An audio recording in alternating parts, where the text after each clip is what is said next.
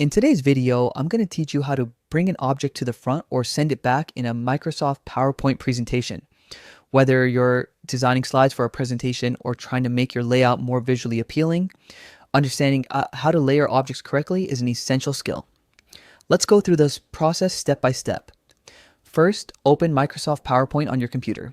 If you're already working on a project, simply open the presentation you want to edit and go to the slide that contains the objects you'd like to rearrange. Next, navigate to the Home tab at the top of your screen. This is where you'll find many of PowerPoint's core functions. Now, look toward the editing section on the far right side of the toolbar. You'll see a tool labeled Select. Click on it, and from the drop-down menu, choose Selection Pane. The selection pane will open on the right-hand side of your window. This tool is extremely useful.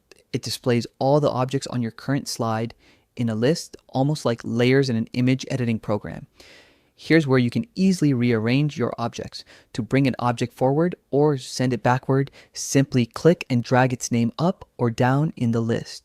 Moving an item to the top of the list brings it in front of everything else, while dragging it toward the bottom layers it behind other elements.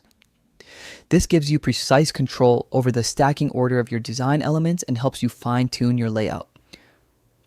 There's also a faster method for quick adjustments. If you only need to reposition one object, right-click directly on it in your slide. From the menu that appears, choose either Bring to Front or Send to Back.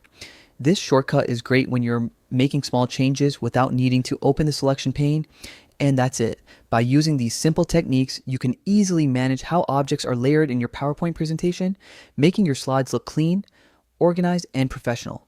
Don't hesitate to revisit these steps anytime you need to refine your slide layouts. Good luck with your next presentation.